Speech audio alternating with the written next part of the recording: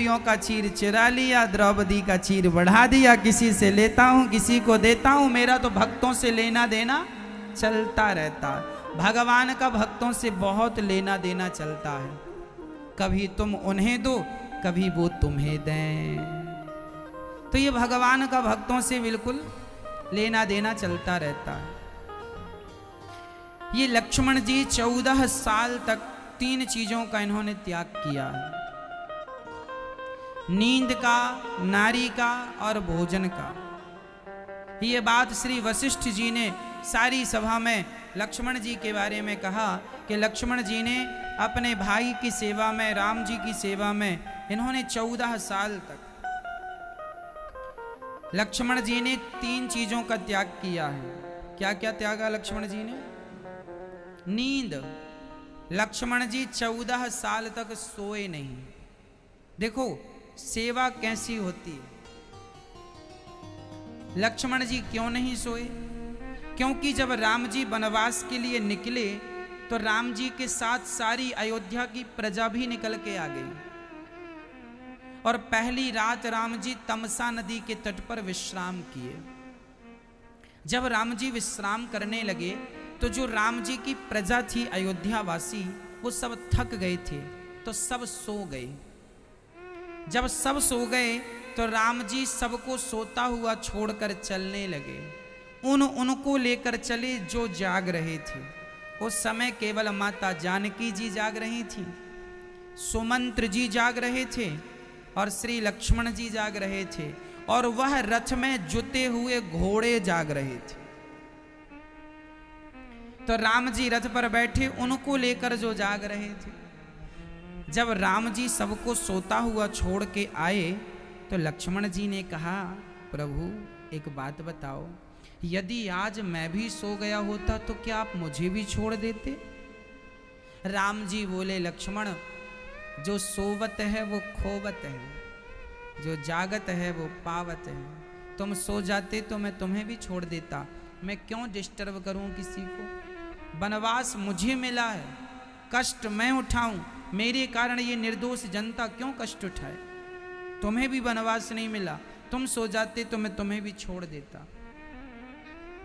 इसलिए कहता हूं भक्तों, लक्ष्मण जी ने तुरंत प्रतिज्ञा कर ली, राम जी अब मैं प्रतिज्ञा करता हूं जब तक आपकी सेवा में रहूंगा मैं सोऊंगा नहीं। यदि मैं सो गए और आप मुझे छोड़कर चले गए तो इसलिए मैं नींद का त्याग करता हूं। और राम जी के लिए श्री लक्ष्मण जी ने 14 वर्ष तक नींद का त्याग कर दिया, नहीं सोए।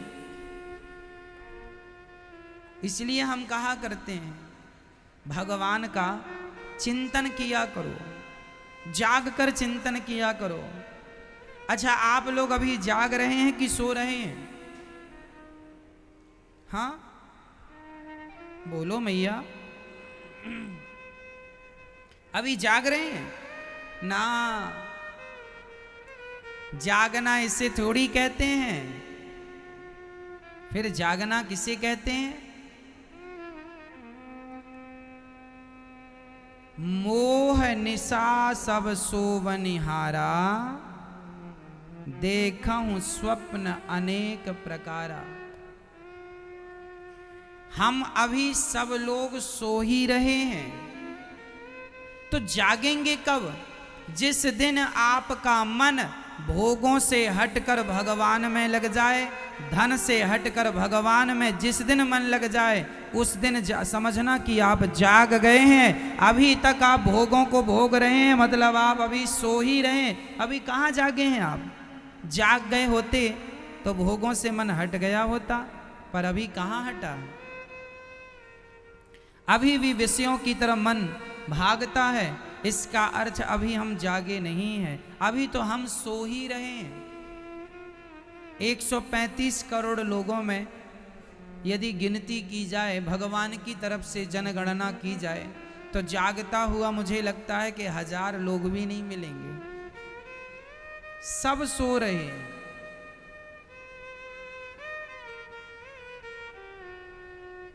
है ना?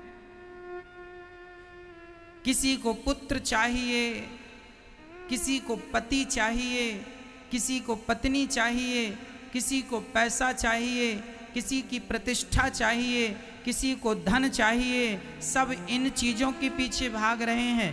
भगवान के पीछे भाग कौन रहा है? जो सब भूल जाए और केवल परमात्मा का ध्यान करने लग जाए, केवल भगवान को याद रखे, जिसे कुछ नजर ही ना आए। अर्जुन के हाथ में धनुष दिया गुरुजी ने और कहा चल वो चिड़िया बैठी है पेड़ पर, बोल उसकी आंखों पर निशाना लगाना है, तो बोल क्या दिख रहा है तुझे? दुर्योधन को धनुष दिया, दुर्योधन बोला गुरुजी पूरा पेड़ दिख रहा, पके पके फल भी दिख रहे हैं। गुरुजी ने कहा चल धनुष ला वापस कर। धर्मराज युधिष्ठिर से कहा अब क्या दिख रहा है? बोले चिड़िया दिख रही है। अर्जुन को रथ दिया, क्या दिख रहा है? गुरुजी केवल आंख दिख रही। अर्थ क्या निकला? अभी आपको बेटा बेटी पत्नी परिवार सब दिख रहा है। जिस दिन आपको केवल भगवान दिखने लगेंगे सब में, बस वही दिन होगा आप जाग गए, अभी सो रहे हैं। मोह निशा सब सो बनिहारा, देखा हूं स्वप्न अनेक प्रकार, सब सो रहे हैं। इसलिए कहा करता हूं मैया भगवान की शरण में रहा करो। भगवान ही हम सबके रक्षक हैं। लक्ष्मण जी सोए नहीं उस दिन से। क्या क्या त्यागा लक्ष्मण जी ने? नींद और नारी। कोई सोए ना ऐसा भगवान के लिए कठिन है मेरी मां, कठिन है। अच्छा, लक्ष्मण जी ने पत्नी का भी त्याग किया। लक्ष्मण जी की पत्नी का नाम क्या था? माता उर्मिला। उर्मिला मैया लक्ष्मण जी की, श्री लक्ष्मण जी की धर्म पत्नी। अच्छा, लक्ष्मण जी अपनी पत्नी से बिना मिले वनवास आए हैं, आपको ये बात पता है? नहीं। जब राम जी का वनवास हुआ, कैकेयी माँ ने कहा वनवास जाओ, तब राम जी जाने लगे तो माता सीता रोने लगी, हम भी चलेंगे, हम भी चलेंगे, हम भी चलेंगे, हम तो आपके बिना नहीं रहेंगे। लक्ष्मण जी ने देखा, हे भगवान, कहीं मैं जाने लगा और मेरी पत्नी भी जिद करने लगी मैं चलूंगी क्योंकि दीदी चल रही है। तो लक्ष्मण जी अपनी मां सुमित्रा मां से मिलने तो गए, पर अपनी पत्नी के कमरे में अपनी पत्नी से मिलने नहीं गए।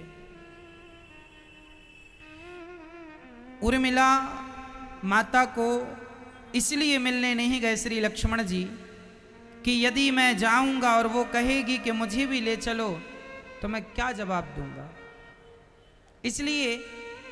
अच्छा, उर्मिला माँ वो ये जिद करती ही नहीं। माता उर्मिला तो आरती की थाली लेकर खड़ी थी, हल्दी और चावल लेकर खड़ी थी कि पति जी आएंगे, आरती करूंगी, विदा करूंगी। तिलक लगाकर हाथ में हल्दी चावल था और दिया जल रहा था और पुष्प रखे थे थाली में 2। और लक्ष्मण जी उस द्वार से ना निकलकर दूसरे द्वार से निकलकर चले गए। कहते हैं कि लक्ष्मण जी की धर्म पत्नी माता उर्मिला उसी स्थान पर लक्ष्मण जी के इंतजार में ज्यों की त्यों वही थाली लिए 14 साल तक खड़ी रही। ऐसी पतिव्रता। और हमने गुरुजनों से सुना कि जब लक्ष्मण जी के, अच्छा, उनकी थाली में जो दिया था ना और जो पुष्प थे वो कुम्हलाए नहीं, मुरझाए नहीं, दिया बुझा नहीं 14 साल तक। एक बार दिया बुझने की स्थिति पे आया था। कब? जब लक्ष्मण जी की तरफ सूपनखा बढ़ रही थी। सूपनखा राम जी के पास आई, बोली हम बड़ी सुंदर हैं, हमसे विवाह करो। लक्ष्मण जी, राम जी ने कहा लक्ष्मण जी से बात करो, शायद वो आपसे विवाह कर ले।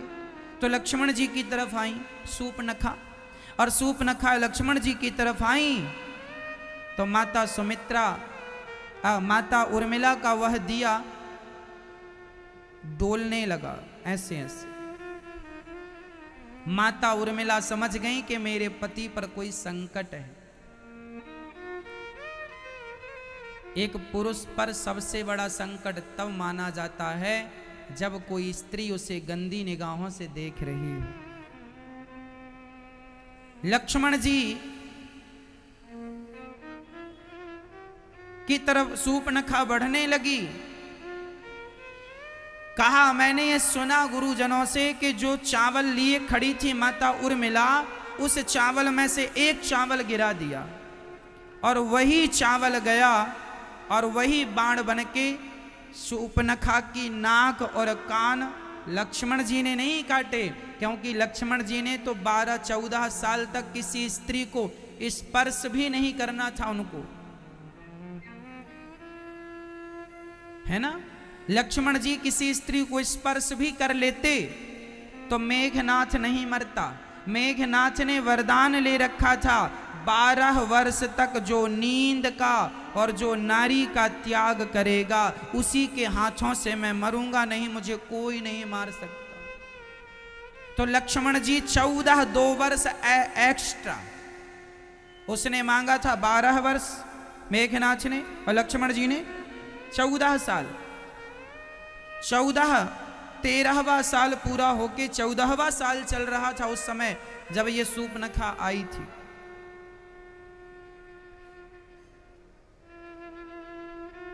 यदि नाक कान काटने के लिए स्पर्श कर देते तो शायद उसे बहाना मिल जाता मेघनाथ को, लेकिन कहा, मैंने सुना गुरुजनों से कि एक चावल का दाना छोड़ दिया उर्मिला माँ ने और उसी चावल के दाने, एक पतिव्रता नारी की शक्ति देखिए कि नाक कान काट दिया उसके एक चावल के दाने ने। और लक्ष्मण जी ने भी हाथ उठाया पर लक्ष्मण जी ने ही काटे या माता उर्मिला ने काटा, पर नाक कान कट गई शूर्पणखा की।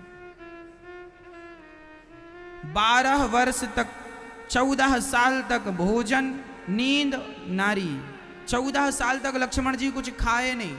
जो राम जी देते थे वो सारे दाना अयोध्या भेजते जाते थे, राम जी की सेवा पूरी होगी तब खाऊंगा, राम काज कीन्हे बिनु मोहि कहाँ विश्राम। जब तक राम जी की सेवा में लगा हूं तब तक खाने की भी फुर्सत नहीं। लड़की का बाप जब विवाह करता है अपनी बेटी का, उस समय वो उसे खाने का भी समय नहीं होता। हाँ या ना, सही बोल रहे हैं। लड़की के विवाह में लड़की का पिता खाना भी भूल जाता है। सच्ची श्रद्धा सच्ची सेवा कोई भी करे वो खाना पीना भूल जाता है। लक्ष्मण जी भी इसलिए भूल गए क्योंकि सच्चे मन से वो 14 साल तक ऐसी सेवा किए कि भूल गए कि खाना पीना भी है, और राम जी की सेवा के बल पर जीवित रहे। वह 14 साल के दौने जब अयोध्या आए, राम जी का दिया प्रसाद, वह फल कंद मूल खराब कुछ नहीं हुआ, सब लक्ष्मण जी ने खाया। आकर के 14 साल बाद राम जी जब ये सुनते हैं कि मेरे भाई ने मेरे लिए इतना बड़ा त्याग किया, तब राम जी ने कहा, लक्ष्मण अगले जन्म में तुम बड़े भाई बनकर आना, हर ऋण में चुकाने की कोशिश करूंगा। वही लक्ष्मण जी बलराम बनकर आए और भगवान श्री कृष्ण का नामकरण संस्कार कर्ष्यति इति कृष्णः, श्री गर्गाचार्य जी ने नामकरण किया, संस्कार किया गर्गाचार्य जी ने। नामकरण बलराम जी का बलराम जी, कृष्ण कन्हैया का कृष्ण नाम। मैया बोली, मैं तो इतनो कठिन नाम ना ले सकूं बाबा, मैं या को कनवा कह सकूं या को बलुआ कह सकूं, कलुआ बलुआ नाम रख लिया माने अपनी ओर से।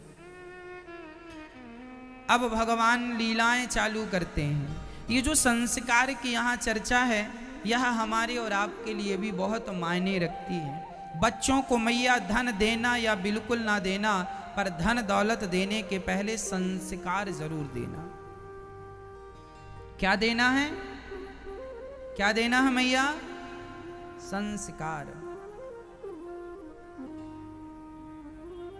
यदि आपने संस्कार दे दिए तो आपका पूरा भविष्य अच्छा होगा, बच्चों का भी और आपका भी अच्छा होगा।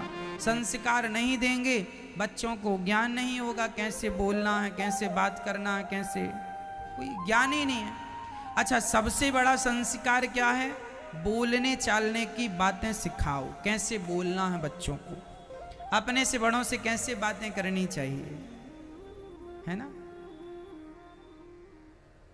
क्या खाना है क्या नहीं खाना। आप लोग खाने पीने का भी तो नॉलेज नहीं देते ना बच्चों को। कुछ भी खाते हैं बच्चे, कुछ भी खाएंगे बुद्धि बिगड़ जाएगी, जैसा अन्न वैसा मन। कुछ भी ना खाएं, संतुलित खाएं, अच्छा खाएं, शुद्ध खाएं, पवित्र खाएं। संस्कार। अब भगवान थोड़ा बड़े हुए, भगवान बाल लीलाएं करने लगे। गोपियों घर में ही भगवान चोरी करते हैं, मक्खन चुरा चुरा के लेते हैं। एक दिन मैया शिकायत करने लगी, च्योरे लालादारी के तेने मक्खन खाए लियो। मैया मैंने माखन ना खायो, चलो देख तेरे मुंह में माखन लगा है। मैया क्या बताऊं, तूने इतने सुंदर सुंदर बड़े बड़े आभूषण रत्न पहना रखे हैं, धूप में गर्म हो जाए तो मटके में डाल के ठंडो करना पड़े। मैया सारी गोपियां शिकायत करवे आई। और क्या शिकायत कर रही? वत्सान मुंचन क्वचिद समय क्रौश संजात हासः स्तेयं स्वादवत्यथ दधिपयः कल्पितैस्तेययोगै मरकान् भोक्षन् विभजति सचेन्नाति भाण्डं भिनत्ति द्रव्यालाभे सग्रह कुपितो यात्युप्यक्रोश्यतो कान। मैया से गोपियां शिकायत कर रही हैं। मैया अब भगवान ने ग्वाल वालों की टीम गठन की, सारी टीमों में बच्चों को इकट्ठा किया और घर घर जाके मक्खन चुराते हैं। क्यों चुराते हैं भगवान? जिन गोपियों के द्वारा जो गोपियां घर से नहीं निकल पाती थी, जो गोपियां माँ यशोदा के घर नहीं आ पाती थी, जो गोपियां भगवान का दर्शन नहीं कर पाती थी, उन गोपियों के घर भगवान माखन चुराने के बहाने अपना दर्शन देने के लिए जाते थे। चलो तुम नहीं आ सकती हो तो क्या हुआ, हम तो आ सकते। इसलिए भगवान माखन चुराने के बहाने दर्शन देने जाते थे। जो सखी, जिस सखी के घर में भगवान नहीं आते थे ना, वो रोया करती थी। एक सखी रोने लग गई तो दूसरी पूछती है क्यों रो रही है? बोले आज कन्हैया हमारे घर माखन चुराने नहीं आए, बहुत रो रही है, अभी ताजा ताजा निकाला है, सबके घर माखन चुरा के चले गए, मेरे घर आज तक नहीं आए।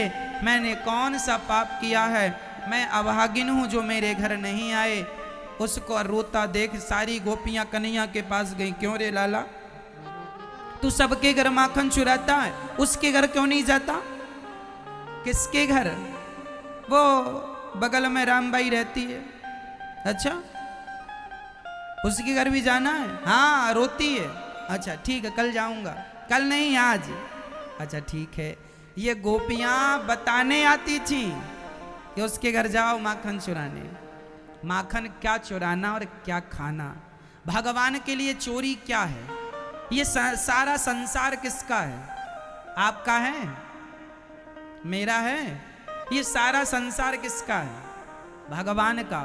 तो भगवान अपने संसार में अपने ही घर में मक्खन निकाल कर खाएं, आप अपने ही पॉकेट से अपने बटुए से पैसे निकालें तो चोरी थोड़ी है। ये संसार तुम्हारा थोड़ी है, हमारा थोड़ी, सब भगवान का। तो भगवान खा रहे हैं, इसमें चोरी थोड़ी है। भगवान चोरी नहीं करते भक्तों, भगवान तो भक्तों को आनंदित करते हैं। गोपियों के घर जाकर भगवान माखन नहीं चुराते थे, माखन जैसा गोपियों का मन चुरा लेते थे। मन चित्त चोर हैं भगवान। भगवान क्या है? चित्त चोर। भगवान को माखन चोर क्यों कहते हैं? ये विनोद में कहते हैं, ये विनोद में, हंसी मजाक में भगवान को माखन चोर कहते हैं। भगवान का नाम माखन चोर नहीं, भगवान का नाम सही में चित्त चोर है। क्या नाम है भगवान का? चित्त चोर। भगवान चित्त चुराते हैं, मन चुराते हैं। मन कैसा? मक्खन जैसा निर्मल मन। मक्खन निर्मल होता है, कोमल होता है। जिस दिन मक्खन की तरह हमारा मन निर्मल और कोमल हो जाएगा, उसी दिन भगवान हमारे मन रूपी मक्खन को चुरा लेंगे। बोलिए चित्त चोर भगवान की जय। ऐसी गोपियां शिकायत करती हैं, मैया आज अच्छा गोपियां जिस दिन एक दिन भगवान ने क्या किया, किसी के घर नहीं गए। अब गोपियों ने देखा कि आज कन्हैया नहीं आए, क्या बात है, यहां भी नहीं, वहां भी नहीं, यहां भी नहीं, वहां। अब सारी गोपियां बोली चलो कहीं ना होगा, घर पे तो होगा। तो गोपियां शिकायत के बहाने दर्शन करने के लिए शिकायत का बहाना लेके आ गए। मैया, ओ यशोदा मैया निकल बाहर, जल्दी से बाहर आओ। हाँ हाँ मैया बोली मैं आ रही हूं, क्या काम है बताओ। ए मैया तेरे से शिकायत करनी है तेरे लाला की। अरे का कियो मेरे लाला ने। ओ मैया मैं अकेले शिकायत ना करूंगी, वह लाला को बुला के यहां खड़ा कर पहले, जब वो तेरो लाला आवेगो वाके सामने शिकायत करेंगे। हम पीठ पीछे कछु बात ना कहें, हमसे पीठ पीछे बात ना करी जाए। जल्दी से लाला को बुलाइयो मैया, हम वाके सामने शिकायत करेंगी। बड़ो उधम की हो तेरे लाला ने। हम मैया आवाज लगा रही है, कन्हैया, ओ बेटा कन्हैया सुनियो लाला। अंदर से आवाज है, मैया का है गो। ओ बेटा देख तो जरा, ये सखियां तेरी शिकायत करवे की ताई आई हैं, तने कछु गलती कर रखी है का। मैया मुकु सोए वे दे, मैया सोने दे मुकु। मैया बोली, सखी बोली ना मैया देख सोए वे को बहाना लेके बचनो चाहे तेरो लाला। अब भगवान बोले, हे भगवान, एक तो चोरी ऊपर से सीना चोरी, हमने तो कछु करियो ना है और ये आ गई। अब भगवान आंखों को ऐसे करते हुए खड़े होके चल रहे हैं। पाँव में छोटे छोटे, पाँव में छोटी छोटी पायल माने बांधी, छम छम छम छम करके पायल बज रही हैं। कमर में सुंदर सी करधन बांध रखी है माने, मोर पंख मुकुट पर लगा हुआ है। आंखों का काजल फैल चुका है, चारों तरफ आंखें बिल्कुल, चारों छोटे बच्चे जागते हैं तो आपने देखा, और काजल लगा के सुलाया मैया ने, और बच्चों ने हाथ ऐसे कर लिया, आंखों में रगड़ लिया तो काजल पूरी फैल गई, आंखें बड़ी बड़ी हो गई काजल से। अब क्या हुआ, अब श्याम सुंदर आके खड़े हैं, बाल बिखरे हैं, काजल बिखरा है, पांव की पायल सुंदर है, चरण सुंदर है, सुंदर से ठाकुर जी सुंदर सा दर्शन देते हुए कृतार्थ हो रही हैं गोपियां। और ज्यों गोपियों ने देखा, सारी गोपियां टुकुर टुकुर देखने लग गई। मैया बोली, सखी बावरी है गई है का करूं, क्या हुआ मैया। अरे सखी तू शिकायत करवे आई और मेरे छोरा को नजर लगावेगी का। अब एक सखी मैया से बात, अब सारी सखियों ने, सुनो तुम संभालो, मोर्चा संभालो, हम जरा देखने, जरा लाला को देखने। एक सखी मैया को बातन में लगाए के बाकी सखियां टुकुर टुकुर कन्हैया को देख रही हैं। आप पलक दृष्टि से, पलक ही नहीं झपका रही हैं। तभी एक सखी मैया से शिकायत कर, मैया मैया तेरे लाला ने बछड़ा खोल दिया। मैया बोली, सखी ये शिकायत कर भी आई बछड़ा को। अरे बछड़ा खोल दिया तो तुम जाके गैया दौड़ लो। अब दूसरी सखी बोली, सुन मेरा तो पूरा हो गया, बात जमी नहीं, तू बोल कुछ, तू बोल। अब दूसरी, मैया तेरे लाला ने बछड़ा खोला ऐसे समय में जब गैया दोहने का समय नहीं। अच्छा हाँ। तीसरी को इशारा किया, अब तू संभाल जरा मैं देख लूं। तीसरी सखी शिकायत करने लगी, मैया सारा दूध पी लिया बछड़ों ने। अच्छा। चौथी बोली, सुन मैया मैया सुनियो, तेरे लाला ने क्या क्यों बोल बोल। अब वो सोच रही है क्या बहाना बनाऊं, क्या बहाना बनाऊं। हाँ मैया सुन, याद आ गया। क्या। मैया बोली, ज्यादा उधम करे लाला, डांट दियो करो। सखी बोली, मैया जब हम या को डांटे, हम या पे गुस्सा करें तो ये हमारी तरफ देख के ही करके हंस दे, और ये जब हंस देता है तो हम सारा गुस्सा भूल जाती हैं। पता नहीं मैया यहाँ की हंसी में, मुस्कान में कौन सा जादू है। सारी सखियां शिकायत करवे लग गई।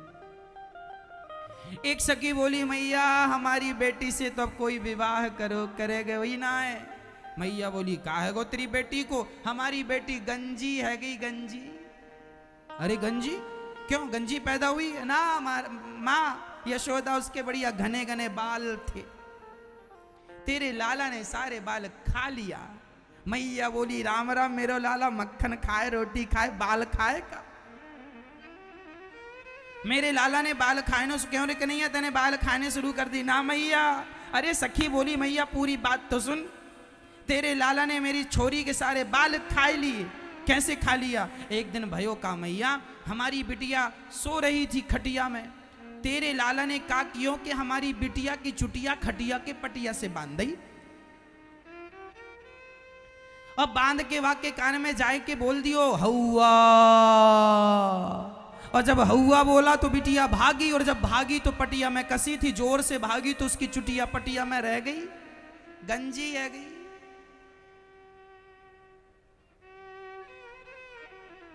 हाँ? मैया ऐसो करे, वो डरन के मारे अव्वा कमरे में जाए ना, कहे मैया हौआ पकड़ लियो, चिल्लाए रोए मैया पकड़ लियो हौआ ने। जब वाको चुटिया पटिया में कस गई तो चिल्लाए हुए लगी मैया पकड़ लियो हौआ ने, पकड़ लियो। उसको लगा हौआ ने, तो और जोर लगा के भागी, तो जो बचे थे बाल वो भी रह गए। तेरे छोरा ने गंजी कर दी मैया, अब कौन विवाह करेगो? कन्हैया बोल रहे चिंता काय को करे, हम तो बैठे हैं सबन के। अब सखी सारी शिकायत कर रही हैं। एक सखी बोली मैया तेरे लाला ने कहा क्यों कि मारे घर आए के छोटे छोटे बच्चों को, अच्छा छोटे छोटे बच्चे आंगन में खेले ना, तो कन्हैया आए और बच्चन को चिटकोटी ऐसे काट के भाग जाएं, रुला के भाग जाएं। एक सखी बोली मैया मैं सत्यनारायण भगवान की कथा सुनवे की ताई बैठी, पंडित जी कथा सुनाए वे लगे, मैं आंख बंद करके कथा सुनवे लग गई। मेरे पति बगल में बैठे, वो भी कथा सुन रहे सत्यनारायण भगवान की। और तभी तेरे लाला ने आए कि कहा क्यों?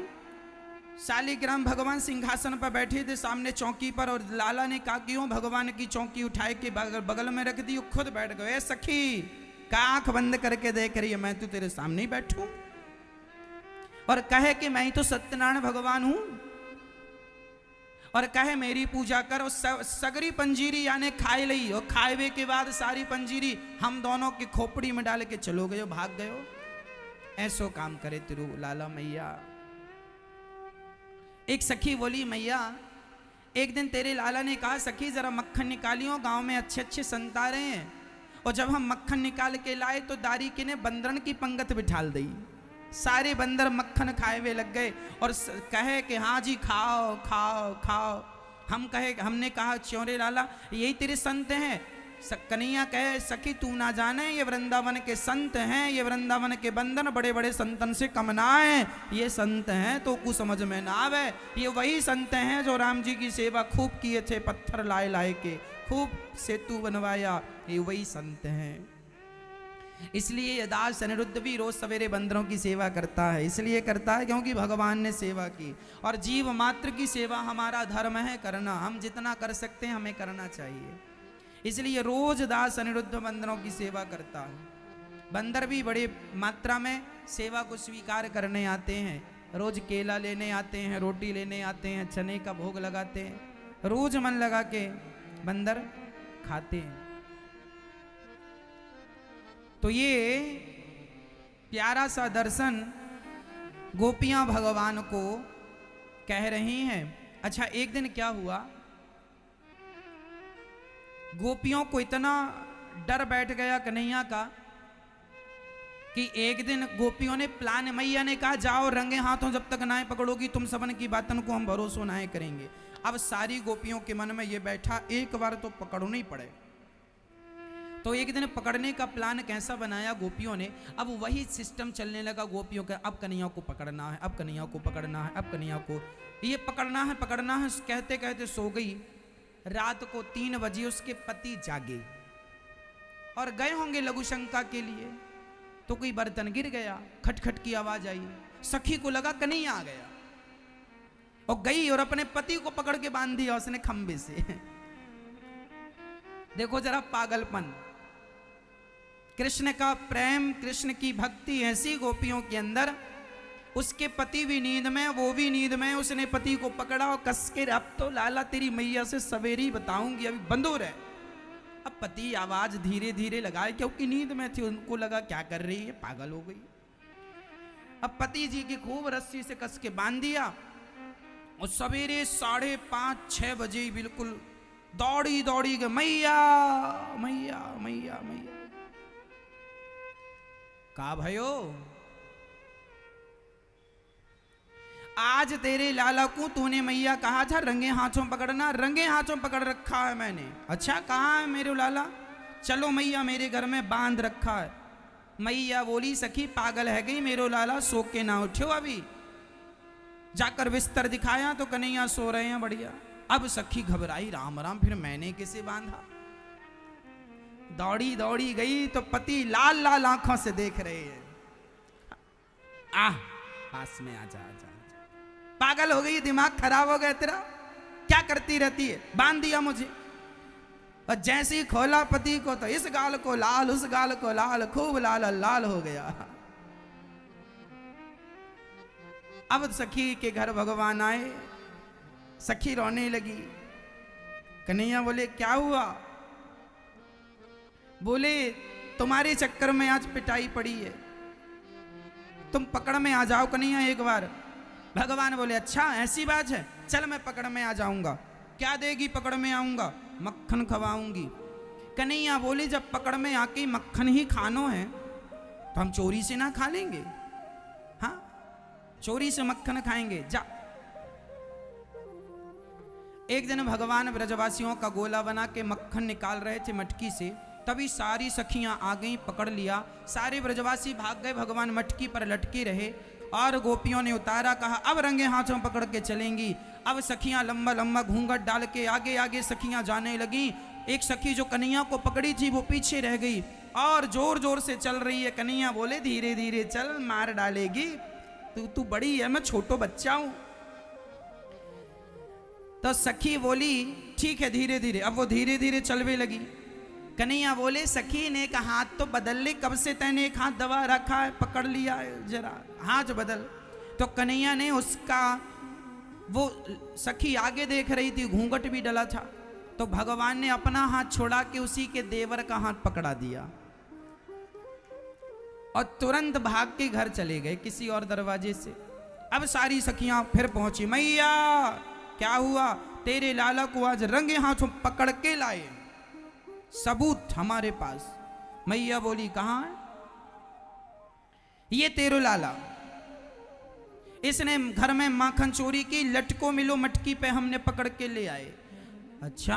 मैया बोली सखी साड़ी जरा पारदर्शी पहना कर, घूंघट के पट खोल तो ये देवर मिलेंगे। घूंघट का पट मैया ने उठाया और दिखाया, बोले ये मेरा कन्हैया, पागल बना रही हो, ये कन्हैया नहीं है, ये तो तेरा देवर है। अब सखी ने कहा देवर जी आप कहां से? बोले जब आपने हाथ बदला तभी काम हो गया। और कन्हैया खड़े सामने, सखी मैया देखो झूठा आरोप लगा रही है ये सारा हमें पिटवाने के बहाने। हाँ और सुनो सखी, अब मैया चली गई काम पे, झूठी शिकायत लेके मत आइयो दोबारा, लाला को बदनाम करवे के लग गई हो। पता नहीं शादी हो पाएगी छोरा की कि नहीं, बदनाम है जाएगो, चोरी करे चोरी करे चोरी करे, कुछ चोरी ना करे मारो छोरा, तुम बदनाम। अपने देवर को हाथ पकड़ के लाओ और हमारे छोरा को नाम लगा, जाओ यहां से। कन्हैया बोले सुनो सखी जा रही हो, जाओ। सखी बोली कन्हैया ऐसो तो ना करना चाहिए। कन्हैया बोले ऐसो ही करूंगो, इस बार तो तेरे देवर को हाथ पकड़ायो है, अगली बार ऐसी गलती भई तो तेरे खसम को हाथ पकड़ाऊंगो। अब भगवान की बातें सुनकर सारी गोपियां हंसती भई वहां से चली गईं। और भगवान की ये जो लीला है ये केवल भक्तों का मन लुभाने के लिए है, केवल भक्तों को आकर्षित करने के लिए। ये गोपियां जो थी ना सब प्रकार से भगवान इन्हें खुशी देना चाहते। छोटे छोटे बच्चे जो भी करते हैं उनकी हर लीला से हमें और आपको सुख मिलता है कि नहीं? छोटे छोटे बच्चे ऊधम करते हैं तो उस ऊधम में भी उनको देखकर अच्छा लगता है। बस भगवान की जो बाल लीला है ये केवल गोपियों की शिकायत तो केवल एक बहाना है, दर्शन करना ही उनका मेन उद्देश्य था। ये केवल बाल लीला भक्तों को आनंदित करने की दिव्य लीला है। ऐसी दिव्य लीला ठाकुर जी की गोपियों ने, ये लीला इतनी बड़ी है कि कहें तो बहुत समय लगे हर प्रत्येक लीला को। एक दिन भगवान ने मिट्टी खाई, मिट्टी खाने की लीला। मैया ने कहा च्योरे लाला तेने माटी खाई है ना? मैया मैंने माटी ना खाई, चल अपना मुंह खोल। मुंह खोला तो इतने से मुंह में इतना बड़ा ब्रह्मांड दिखा दिया। भगवान भी इतने से मुंह में इतना बड़ा ब्रह्मांड दिखा देते हैं, ठीक है। मैया घबराई, मेरो छोरा है कि भगवान है? इतने से मुंह में इतना बड़ा ब्रह्मांड दिखाने से क्या इशारा हो रहा है यहाँ भगवान का? यहाँ भगवान ये कहना चाह रहे हैं कि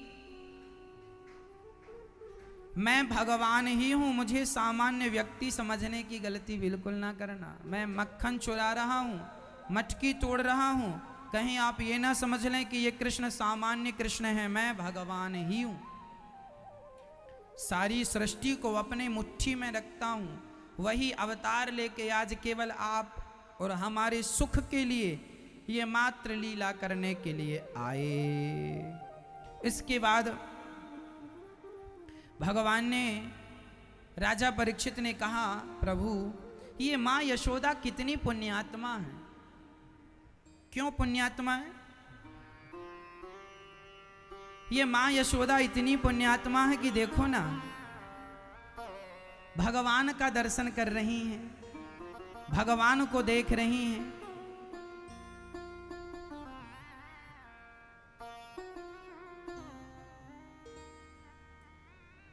ये भगवान से यदि किसी की नजरें मिल जाएं, नजरें जरा मिला ले ऐ श्याम मुरली वाले, यदि नजरें मिल गईं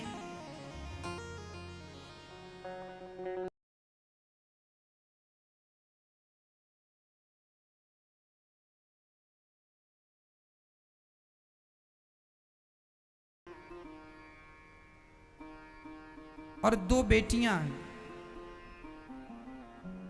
माँ कहाँ से आई हैं आप मैया? हम कानपुर से आए हैं। कानपुर? कितने बच्चे हैं आपके? हमारे 2 बेटे हैं, 2 बेटियां हैं। तो बेटे 2 हैं फिर भी आपको यहाँ आना पड़ा, क्यों? लायकदार है तभी तो यहाँ भेज दिया। तो आपके बेटे ने आपको ये नहीं कहा कि माँ यहीं रुक जाओ, हम आपकी सेवा करेंगे? बड़े बेटे ने कहा हमारे घर से निकल जाओ, नहीं मैं बेइज्जती करूँगा तुम्हारी, चले आओ। छोटा बेटा कहता है कि मम्मी मेरी मैडम नहीं तुमको पसंद करती, हम नहीं रख पाएंगे, तुमको खर्चा दे सकते हैं लेकिन रखेंगे नहीं, तुम चाहे जहाँ जाओ। तो ना तो मेरे पास कोई साधन है, ना जमीन है, ना मकान है, तो महाराज मैं कहाँ रहूँ? माँ के 2 बेटे हैं, एक बेटा बोलता है कि मेरे दरवाजे नहीं आना, नहीं तो बेइज्जती करके निकालूंगा। और दूसरा कहता है कि माँ आपको मेरी पत्नी पसंद नहीं करती। तो ऐसी पत्नियों को तुम क्यों पसंद करते हो? ऐसी पत्नियों को तुम ना पसंद करो जो तुम्हारी माँ को पसंद ना करे। कल को तुम्हारा बेटा, तुम्हारी बहू आएगी, वो अपने आपके बेटे से कहेगी कि मुझे अपनी ये तुम्हारी माँ सास हमें बिल्कुल पसंद नहीं है। देखो ये माँ है, मैं कहता हूँ ना कि कमरा बनवा के देना। इन माँ के 2 बच्चे हैं, घर है, उनके भी बच्चे हैं, वो सुखी से रहते हैं, आनंद से रहते हैं। लेकिन इन माँओं के लिए, उन बच्चों के लिए कोई एक छोटी सी जगह नहीं मिली। 2-2 घर 2-2 बच्चों के लिए हैं, लेकिन एक कोना भी नहीं मिला कि माँ तुम यहाँ सो जाया करो, हम इज्जत से रोटी दिया करेंगे, हम चरण दबाया करेंगे। ऐसा कोई भी दिलासा बच्चों ने नहीं दिया। इन माँओं को कह दिया बच्चों ने, बेटे ने, कि हम घर में आओगी तो बेइज्जती करके निकाल देंगे। जब बच्चे बेइज्जती करके निकालने की बात कहते हैं, तब ये दास कहता है कि आप लोग एक कमरा बनवा के जरूर देना इन माओं के लिए, ताकि सम्मान के साथ हम और आप इन माओं की सेवा कर सकें। इनके बच्चों ने बेइज्जती करने की बात कही तो हम सम्मान करें, हम तो सम्मान के लिए बैठे। मैया अब आप मत रोइएगा, आपके 2 बेटे नहीं, अब आपके 3 बेटे हैं। ये 2 बेटे आपके वो हैं जो आपको घर से निकाल चुके हैं, अब ये तीसरा बेटा है ये दास अनिरुद्ध जो आपकी सेवा करने का संकल्प लेता है। आप सभी भक्तों से कहता हूं कि एक कमरा बनवा के न माओं के लिए दीजिएगा। 200 माताएं, 200 प्लस माताएं हैं यहाँ, रोज आप देखते हैं कोई ना कोई माँ आती हैं। यदि आप अपने लिए 4 कमरे वाला घर बनवाए हैं तो एक कमरा यहाँ भी, ताकि आपको इसका भी पुण्य मिले। न माओं की दुआ कि आपको नहीं मिलेगी। इसलिए सारी जिम्मेदारी हम सबकी है, हम सबको निभाना है ये जिम्मेदारी। एक कमरा बनवा के आप इन माओं के लिए, कमरा नहीं तो एक कमरे की छत बनवाइएगा, आपकी छांव में ये माएँ रहेंगी, दुआएं आपको मिलेंगी। मैया ने बताया ना मैं कहाँ रहूं, कहाँ जाऊं।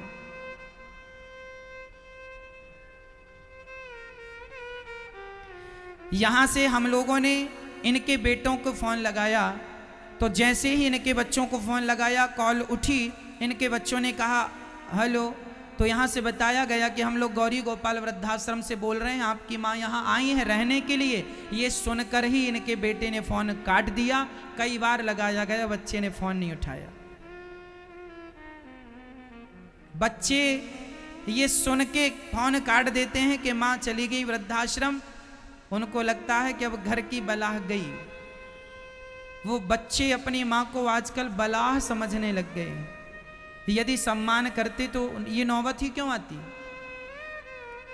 प्रार्थना करता हूं, पुरुषों से प्रार्थना करता हूं कि देखो पत्नी का हाथ पकड़ा है तो उसका भी ना छोड़ना, लेकिन पत्नी का हाथ पकड़ के माँ का साथ छोड़ देना, क्या यही धर्म है? ये सवाल जब विधाता आपसे करेगा तो आपके पास उत्तर क्या होगा? क्या केवल पत्नी के लिए तुम पति बन के रह जाओगे? क्या मां के लिए बेटे बन के नहीं रहोगे? केवल अब पत्नी का ही फर्ज तुम्हारे लिए फर्ज है, मां की सेवा करना तुम्हारा कोई फर्ज नहीं है?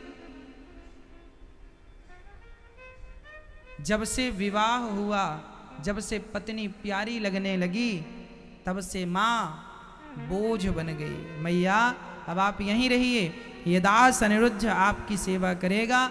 और ऐसी वृद्ध माओं के लिए ही ये वृद्धाश्रम बन रहा है भक्तों, जहां 1000 ऐसी वृद्ध माएं रहेंगी। ये मां कानपुर काशी गांव नवस्ता से आई हैं, काशी गांव कानपुर। इस उम्र में बच्चे अपनी माँ को निकाल देते हैं। तब हम कहते हैं कि यदि ये बच्चे अपनी माँ को निकाल दिए कोई बात नहीं, यदि कुछ हाथ बाहर ढकेलने वाले हैं तो कुछ हाथ तो ऐसे हों जो हाथ पकड़ के अंदर करने चलो। वो हाथ यदि बाहर करते हैं तो ये हाथ आपकी सेवा के लिए बढ़ेंगे। इन हाथों को देख लो भली भांति मैया, इस हाथ की 5 उंगलियां, इस हाथ की 5 उंगलियां, और ये शरीर, ये हाथ, एक दिन ये सब चिता में जल जाएगा, कुछ नहीं रहेगा। जब तक है तब तक इन हाथों को केवल परोपकार के लिए बढ़ाना शुरू कर दो, नहीं तो आग में जलने के सिवा आखिरी ऑप्शन यही है, जल जाने हैं। जब तक नहीं जल रहे हैं ये हाथ, तब तक इन माओं की सेवा करो, सेवा में लगाओ अपने इन हाथों को। प्रिय भक्तों, ये दास अनिरुद्ध कहता है कि आप इन माओं के लिए, अच्छा विडंबना तो ये है, अभी कल की घटना मैं आपको बताऊं। 20 दिन पहले एक मैया आई, उन्होंने कहा महाराज जी हम एक माँ के लिए, छाया के लिए एक छत का सहयोग करना चाहते हैं। हमने कहा अच्छा विचार है मैया, आपकी छांव में कोई माँ रहेगी, इससे बड़ा सौभाग्य क्या। उन माँ ने एक कमरे की छत का उन्होंने सहयोग किया 20 दिन पहले। वो यहाँ से रसीद लेकर गई और अपने घर में अपने बच्चों को बताया कि देखो मैंने एक माँ के लिए एक कमरे का सहयोग किया, एक कमरे की छत जहाँ माएँ रहेंगी और हमें दुआ मिलेगी। तो उनके बच्चों ने कहा माँ तुम इतना सारा दान करके आ गई, उन बच्चों ने अपनी माँ को इतना परेशान किया कि कल वो माँ वापस आई, महाराज हमारे बच्चे हमें जीने नहीं दे रहे हैं, इसलिए नहीं जीने दे रहे हैं कि तुमने दान क्यों कर दिया। सच कहता हूं मेरी माँ, जब तक तुम मालिक हो तब तक दान पुण्य कर लेना। यदि तुम्हारे घर के मालिक बच्चे बन जाएंगे तो तुम्हें 100 रुपए भी दान करने के लिए बच्चों से पूछना पड़ेगा, और स्थिति यहां तक आएगी कि दिया हुआ दान माँ को वापस लेकर, मैंने कल उनको वापस किया, उन्होंने मांगा तो मैंने ससम्मान उन्हें वापस किया कि इसके कारण आपके घर में विवाद ना हो। ना मुझे अभी दूध पीना है, मछानी को पकड़ लिया और भगवान श्री कृष्ण की जिद के सामने मैया ने अपना दही मंथन वहीं छोड़ा, श्याम सुंदर को दूध पिलाना स्टार्ट किया। चूल्हे पे चढ़ा दूध उफरने लगा, तब भगवान को छोड़कर मैया दूध उतारने गई। सारी मटकियों को भगवान ने तोड़ दिया। जब भगवान को छोड़कर आप काम में ध्यान लगाते हैं तो फिर भगवान तोड़ देते हैं। मटकियों को भगवान को उखल से बांधने के लिए माने उखल उठाया, रस्सी ली और भगवान को पकड़ने के लिए दौड़ी। भगवान तो देखो तब पकड़ में आते हैं जब व्यक्ति अपना अहंकार और अपना मोह त्याग दे। मैया पर कृपा हुई, मैया ने उखल से बांधा तो 2 अंगुल रस्सी कम पड़ गई। अहंता और ममता, भगवान तब तक बंधन में नहीं बंधते जब तक हम अपना अहंकार नहीं छोड़ देते। अहमता और ममता, जिस दिन अहंकार मिट जाएगा उसी दिन भगवान बंधन में बंध जाएंगे। माँ का अहंकार छूटा, बंधन में बंध गए। हम लोगों की विडंबना यह है कि अहंकार नहीं छोड़ पा रहे। माँ यशोदा पर कृपा हुई, माँ ने ममता छोड़ी, भगवान उखल से बंधे हैं। उखल को टेढ़ा करके भगवान वहां से निकले, यमलार्जुन का उद्धार करते हैं। 2 वृक्ष लगे थे, दोनों के बीच से भगवान निकले और भगवान उखल वहां पर फंस गया, हल्का सा धक्का दिया, पेड़ गिर गए। 2 पुरुष निकले, ये कुबेर के पुत्र, श्राप के कारण वृक्ष बन गए। आज इनका उद्धार हुआ। दोनों ने भगवान की स्तुति की। वाणी गुणानुकचने श्रवणो कथाया हस्तौ च कर्म सुमनस्तव पादयोर्न। इसके बाद सुखिया माँ पर कृपा हुई, अघासुर पर कृपा हुई। ब्रह्मा जी का मोह भगवान ने भंग किया। ब्रह्मा जी को ये लगा कि ये कैसे भगवान जो ब्रजवासियों के संग बैठकर खाते हैं। एक बार ब्रह्मा जी ने भगवान के ब्रजवासी और बछड़ों का हरण कर लिया, तो भगवान स्वयं ब्रजवासी और बछड़े बन के भगवान ने अपनी लीला को चालू रखा। ये समझ लीजिए कि भगवान की भगवत्ता पर तो ब्रह्मा जी को भी संदेह हो गया, तो हमें और आपको हो जाए इसमें कोई आश्चर्य नहीं है। भगवान है वो। बाद में ब्रह्मा जी को ब्रजवासी बन के लीला चालू रखे। एक्चुअली वृंदावन गोपियां, व्रज की गोपियां मन में विचार करती थी कि क्या कभी हम यशोदा की तरह अपने कन्हैया को गले लगाएंगे बेटा बनाकर। तो आज भगवान सारे ग्वाल बाल के रूप में भगवान ही भगवान थे, क्योंकि असली ब्रजवासी तो ब्रह्मा जी ने चुरा लिए, तो भगवान ने अपने आप को वही ब्रजवासी के रूप में परिणित कर लिया। तो आज हर रूप में भगवान ही है। अनेक रूप रूपाय वैष्णवे प्रभु वैष्णवे। केवल ब्रह्मा जी ने बछड़े गैया ग्वाल वाल नहीं, बछड़े भी चुरा लिए, तो भगवान गैयों के बछड़े भी बन गए। सारे बछड़े आज भगवान ही थे। उसके बाद ब्रह्मा जी भगवान से क्षमा मांगे, प्रभु अपराध हो गया, न उमेद्यते वपुसे तटिदम्बराय। भगवान ने क्षमा किया, कोई बात नहीं। जब राधा जी से कृष्ण का विवाह ब्रह्मा जी ने कराया, तब भगवान ने ब्रह्मा जी को क्षमा किया। राधा जी से विवाह कृष्ण का हुआ है, भांडीर वन में हुआ है। यहीं ब्रज 84 कोष में वह स्थान है, भांडीर वट, भांडीर वन, जहां पर भगवान ने राधा जी से विवाह किया, ब्रह्मा जी ने कराया है। इसके बाद भगवान ने धेनुकासुर का उद्धार किया। बलराम जी ने कालियानाग के जल को दूषित किया। भगवान ने काली दह पर कूद कर गेंद के बहाने और कालियानाग को रमण द्वीप में भेजते हैं। कालियानाग को भगवान वहां से विदा करते हैं। ये सारी लीलाएं जो आप सुन रहे हैं ये किसी मनुष्य के वश की है, इसलिए भगवान में मनुष्य बुद्धि ना रखो। भगवान हमारे जैसे मनुष्य थे, ऐसी बुद्धि भगवान में ना रखो। भगवान भगवान है, उनके लिए सब संभव है। उसके बाद प्रलंबासुर का उद्धार हुआ है। गोपियों ने भगवान के लिए सुंदर सा गीत गाया जिसे वेणु गीत कहते हैं। वरहापीडम नटवर वपु कर्णयो कर्णिकारम। भगवान के कानों पर सुंदर कनेर का पुष्प लटक रहे हैं, माथे पर मोर पंख है। भगवान मोर पंख क्यों धारण करते हैं जानते हैं भैया? मोर निष्काम होता है। भगवान कहते हैं जो निष्काम होता है मैं उसे अपने माथे पे धारण कर लेता हूं। इसके बाद भगवान ने गोपियों के वस्त्र चुराए हैं। अच्छा, भगवान कृष्ण ने गोपियों के वस्त्र क्यों चुराए? एक बार गोपियां निर्वस्त्र होके स्नान कर रही थी, सारे कपड़े उतार दिए, गोपियां निर्वस्त्र हो गई और यमुना जी में नहा रही थी। भगवान को लगा ये तो बड़ा गलत कर रही हैं गोपियां, आज यदि हमने इन्हें नहीं समझाया तो कल को कहीं सारे लोग ये परंपरा ना बना ले कि निर्वस्त्र होके नहाना है। तो भगवान को लगा कहीं भारत में ऐसी गलत प्रथाएं न चल जाए, इसलिए भगवान ने गोपियों के कपड़े चुरा लिए। अब बताओ भगवान ने सही किया कि गलत किया? गोपियों के कपड़े चुरा लिए, भगवान ने सही किया कि गलत? जवाब आपका। आप ये कथाएं, ये सेवाएं आप अपने मोबाइल पर भी देख सकते हैं। आप अपने मोबाइल पर YouTube पर अनिरुद्धाचार्य जी सर्च कीजिए, ये कथाओं का दर्शन आप YouTube पर देख सकते हैं। सेवाओं का चैनल को सब्सक्राइब कर लीजिए, शेयर कीजिएगा ताकि और लोगों तक ये कथा पहुंच सके। आप लोगों ने चैनल को सब्सक्राइब किया कि नहीं? YouTube चैनल को लाल बटन दबाइए, औरों को भी सब्सक्राइब करवाइए और कथा सब तक। ये फेसबुक पेज को भी आप फॉलो करिएगा ताकि आप फेसबुक से भी जुड़ी रहें।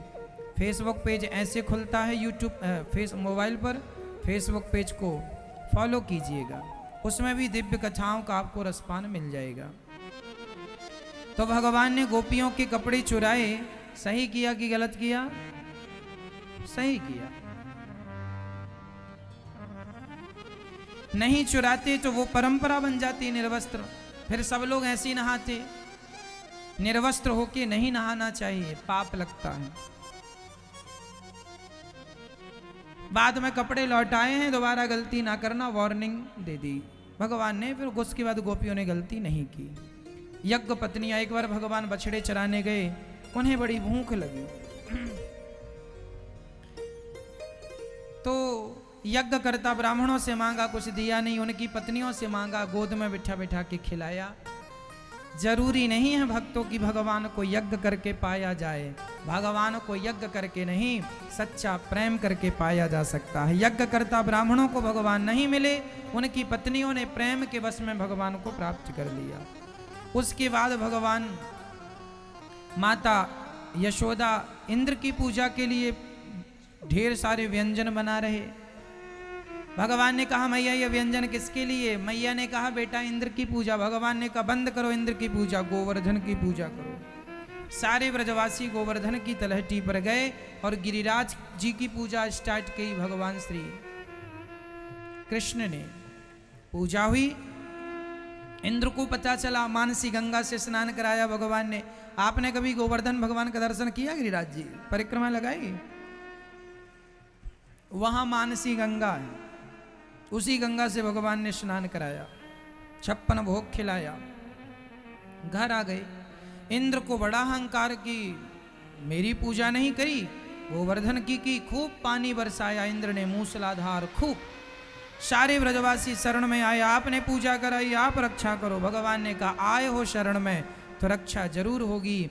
भगवान ने गोवर्धन को एक उंगली से उठाया और गिरिराज धरण भगवान कहलाए। बोलिए गिरिराज धरण भगवान की जय।